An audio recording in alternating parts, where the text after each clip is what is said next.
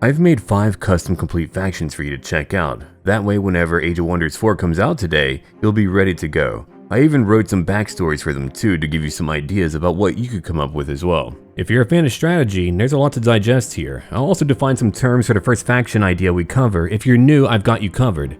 Alright, without further ado, let's dive in. Let's begin with Radicus Verminshield of the High Ratkin. They're a religious order and military society that is led by a paladin king. That's Radicus Verminshield. They believe in tithing cheese once a week to those in need and base their religion around the sun. It provides warm fur and takes up their collective consciousness because they live in a desert. If you're curious about what sets them apart from other religious groups, well, their favorite cheese is Limburger. They're cannibals and will eat anything left on the battlefield. Who are your people? For a body trait, I chose Tough. It provides +2 defense, which reduces physical damage. They're a hardier rat, like the ones from Redwall. Because they come from the desert, we've picked up Desert Adaptation. You only get so many move points to maneuver on the world and battle maps. This here reduces penalties from sand terrain by 2. You also get to build farms on sand terrain as well. Sand power, you know. Culture.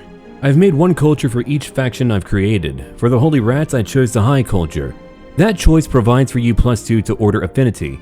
Affinities tell you about the strengths, specializations, and even the magical tomes your empires have access to. You've got Order, Chaos, Nature, Materium, Astral, and Shadow Affinity. Our rats are highly developed. Their structures provide city stability, knowledge, income too. High stability is great for boosting your food and production income. You need production in order to build buildings a little bit faster, and of course you need food in order to expand your population. We get +10 to good alignment as well. Alignment can be good or evil. It affects how other rulers view you. For example, an evil ruler is not going to like our Gudu rats. We also get some of that holy energy with +4 spirit damage on our standard unit attacks as well. Society. You start with 2 trait points for society. I've picked Imperialists. Our capital city or throne city provides any adjacent cities with +20 city stability and +20 gold income. That means we don't have to worry about keeping the peace nearly as much. We also begin with +1 population of course representing the size of a city. You can support 1 improvement for every 1 population you have. With it, you can build new province improvements to expand its domain. Province improvements are structures that a city builds to add that area to its domain. Your domain is just the area that's within your city's boundaries. They get to eat corpses in battle to regain health. You get to regain 15 hit points, which could make the difference between losing or saving a unit. To neutralize that +10 to good alignment, we've got -10 for evil alignment. We're at a nice net neutral level now. Then our nearest city gains +3 mana and +3 food for every non-magic unit we kill or lose after combat. Mana, of course, being a resource you use for casting spells, summoning magical units, and paying for some units' upkeep costs. Tomes. Now we get to choose our first Tome of Magic. I went with the Tome of Zil, which has some base benefits conferred along with it. +2 spirit damage for base attacks, bringing us to a total of +6 spirit damage. We also deal double damage against condemned units. Every tome comes with a special province improvement. We get the Circle of Zealotry. That's a nice +10 draft for every level of alignment regardless of whether it's good or evil. Draft is used for recruiting units in cities. More draft, faster unit recruitment. Champion. Alright, for our leader we can pick Champion or Wizard King. We're led by a Knight Paladin of the Order of Bree, so our choice is clear. Each leader also has its own set of bonuses too. We get +10% gold income and +20 to city stability. With all of our gold and stability increases, we'll have a much easier time in the early and even mid-game. All of our non-hero units gain +20 experience.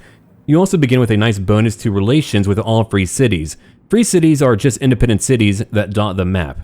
Appearance. This part is for you to decide. It's all about the appearance of our ruler and army. The only particular choice I made that really does matter is the sword and shield. Each weapon choice provides different features and additions for your ruler in the very beginning. We have a faction that is built around stable cities, boost to income, and self-sustain with cannibalism. With these combinations together, you can smite all Kurds in your way. Faction idea number 2, Psychic Toads. All hail the Psychic Toad. Our mystical tribe is led by the High Seer Grieg. They covet knowledge and tomes to expand their prodigious magical abilities. Some say that a powerful wizard offered a deal to the High Seer. He offered his magic in exchange for the hallucinogenic properties secreted from the toad's skin. Another story is that a scholarly group dug too greedily in the archives. They were cursed for tapping into forbidden knowledge. Whatever the truth is, they're going to be some pretty darn powerful spellcasters. Our physical form is of course the Toadkin, with the body trait of resistance that provides +2 resistance, and that reduces non-physical damage. For our mind trait, we have Arcane Focus, that's a whopping +15% to magical damage. Mystic Culture causes our buildings to generate mana income. That means more spellcasting in battle.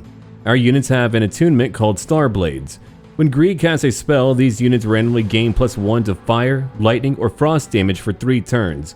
They can stack up to 3 times 2 for a total bonus of +3. Only Mystic Rulers can see Astral Echoes. These provide knowledge or mana. Knowledge is used for researching spells and other skills from tomes. Society. Out of the 3 Mystic traits, I chose Gifted Casters. That's a +10 to combat and world casting points. Casting points represent your ability to use magic on either the battlefield or world map. Combat spells are also 20% cheaper. With all of our magic generation, we won't have to worry about running out of mana, probably. Then I picked Powerful Evokers. Our Battle Mage and support units get +1 to their rank. Battle Mage units also get +5 to their casting points in battle. A bit like Ganondorf, one blue toad is born every so often to lead their people. I thought we could match his color and story with Cryomancy. I also wanted magic that would slow down our enemies to keep them far away from our casters. Tome of Cryomancy provides +2 Shadow Affinity and a Skull of Cryomancy. It's a special building that provides +10 knowledge, +3 mana for every nearby snow or ice province, and it counts as a research post. Here's our Novice Hero skill. For our non-magical units, their melee and range attacks gain +4 frost damage, but -2 physical damage. If enemies are frozen and attacked, they take 20% more damage. What the toads lack in physical acumen, they more than make up in different debilitating spells. Ruler's Origin. Instead of the champion, we have the Wizard King. All cities get +10% to mana income, +5 to world and combat map casting points per Wizard King level. The wizard also gets the Overchannel ability in combat. Overchannel allows you to cast an additional spell. That means double the frozen chicanery. And there we have it, our psychic toads are complete. Faction 3, Raging Halflings. Halfling barbarians are a concept that just makes me laugh a little bit. It's a highly condensed ball of rage that is filled with murderous intent. For their backstory, long ago a tribe of barbarians captured a town of halflings. They forced them to fight for their amusement for generations. Many of their people passed on from those fights. That is until Fern the cook became Fern Skullsplitter. He led his halfling kin in rebellion, killing the barbarians off. For our physical form, halflings begin with quick reflexes and elusive. But not ours, no. Our halflings are strong. They believe in strength and hypertrophy training. Only protein for them, so they have strong, which increases both melee and physical damage by 10%. Ferocious for the mind trait. That's 40% more damage if your unit is retaliating to an enemy attack or if an enemy moves out of your combat area. It's like D&D when you get to swing at an enemy if they try to move away from you. Culture. Barbarian culture is fun, alright? Your cultures give food and draft income. That's more population to expand your settlements and a faster recruitment for units. Melee units already have Primal Strike, allowing them to deal more damage on their first attack in combat. That's +8 blight damage. Then you've got Ritual of Alacrity, which can be activated on any outpost or city. When activated, friendly units inside the outpost or city will gain 50% of their hit points back. All of their move points too. Society traits. When I thought about how they might fight, I thought of a swarm of halflings just crowding some big guy. Prolific swarmers causes cities to require 10% less food to gain a new population point. All of their tier 1 units have +1 to their beginning rank, and all of their non-magic units cost 20% less. That's a lot of melee units you can use to overwhelm enemies. Combined with something like Ferocious and Strong, that's a lot of damage. Our second society pick for the halflings is Adept Settlers, which means you get a +1 to your city cap. Once you build past your city cap, all cities lose 25% of their city income for each city above the cap. If you want to expand wide, it's a great pick. Tome of Pyromancy just felt right, you know. They're angry and can manifest their rage in the form of fire. They can build a ritual pyre for their special province improvement, giving them +3 mana income. And for every forester you have, that's +3 to mana. The pyre also counts as a forester, so there you go, another +3. For our hero skill, we've got Searing Blades, +4 fire damage, -2 to physical damage, but you deal 20% more damage against enemies that are burning. So not only are your enemies screaming while on fire, you hurt them even more. For our champion, I chose a Great Axe. It has a charge attack which gives you 20% more damage per hex traveled, for a total of 60% more damage. Fern Skullsplitter picked up his nom de guerre for a reason. And that's our barbarian halflings. Let's move on to faction idea number 4. Feudal Swamp Orcs. Led by their warrior queen, the once tribal orcs decided to make a change to their way of life. Instead of raiding and pillaging, they learned from their feudal neighbors. Instead of just hunting, they learned farming. Instead of running, they learned horseback riding. Unfortunately for their neighbors, the orcs didn't stop their habit suddenly. They went out on one last massive attack, wiping out entire principalities and kingdoms. With farms and castles available, they moved in. For our body trait, it made sense to me that they would be more durable. Fast recuperation allows your units to heal even faster on the world map. For the mind trait, I picked Overwhelm Tactics. They learned how to fight in tight formations instead of just running into a brawl. That's an extra 20% chance to land a critical hit when standing next to a friendly unit with Overwhelm Tactics. Now for culture. Feudal buildings here provide food income. Their units are buffed further by stand together. That's 20% more damage when units stand right next to each other. That's more of a wallop in battle. For society traits, Ruthless Raiders worked in my mind since they're not really quite beyond their old habits. Each city gets +3 gold and draft for every tier of unit killed in combat. Of course, you get 10 evil alignment and 2 random hero items to start with. Fabled Hunters, you gain 100% resources from clearing infestations, ancient wonders, or resource nodes. All range units have +1 to their rank, and you begin with an extra skirmisher too. For our tome, I chose a Tome of Roots. It made sense to me since it's meant to harken back to their shamanistic roots. Their special province improvement gives a lot of food and mana. When you're around a domain with forests or swamps, you get +2 food and mana per. For our hero skill, we get poison weapons. Melee and range attacks inflict +4 blight damage, -2 physical damage, and have a 30% chance to poison enemies. Imagine a tight formation of orcs attacking you and you're poisoned. Alright, that's Greca Foehunter in her attempt to civilize her once tribal people. I mean, they're still tribal, but only a little bit now. And here's faction idea number 5. We're going to be a little bit more subversive. What about Elven Miners and Forge Masters? Malikov, Granite Hammers, the Mountain Lord here, his people were master craftsmen, or crafts elves. They worked with gems and metal.